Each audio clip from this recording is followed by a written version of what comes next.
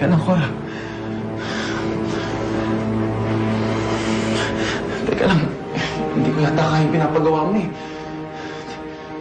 Hindi ko kayang pagtaksikan si Daniel. Matagal ko na kaibigan yung tao. Tsaka napakabait sa akin nun.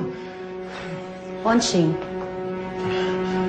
hindi kailangan malaman ni Daniel ang gagawin mo. Ikaw at ako lang makakaalam.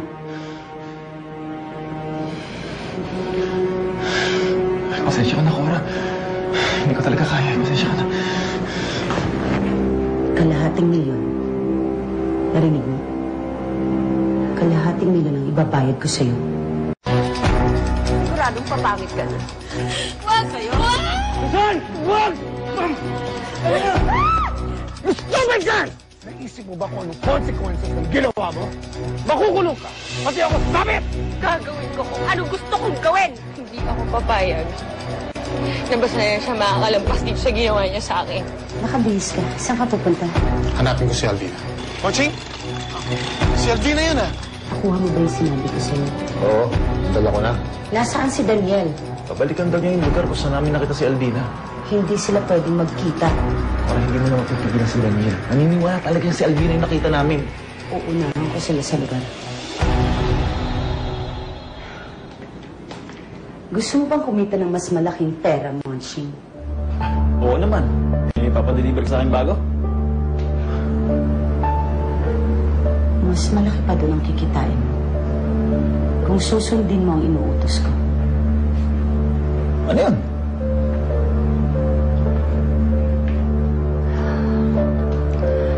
Hindi ba't nakapatay ka na?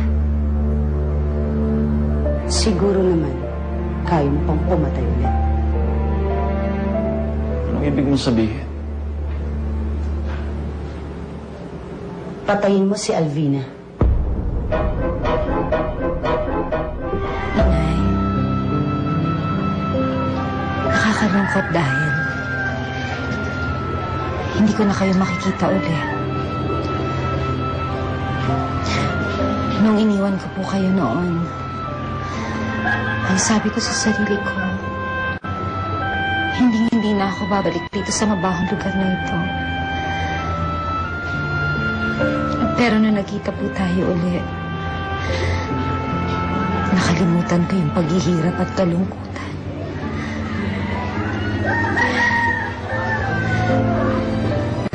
Nadama ko po sa inyo yung pagmamahal na tanging ina lang ang makapagbibigay. Salamat po sa makabuluhang panahon. Inay, kung nasaan man po kayo ngayon, lagi niyo pong tatandaan. Mahal na mahal ko po kayo. Mahal na mahal kita, Inay.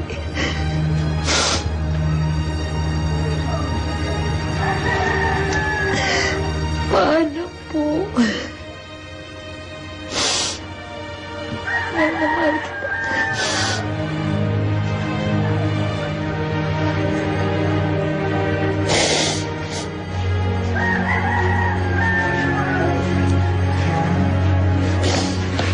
Pwede na ba po bang ilabas si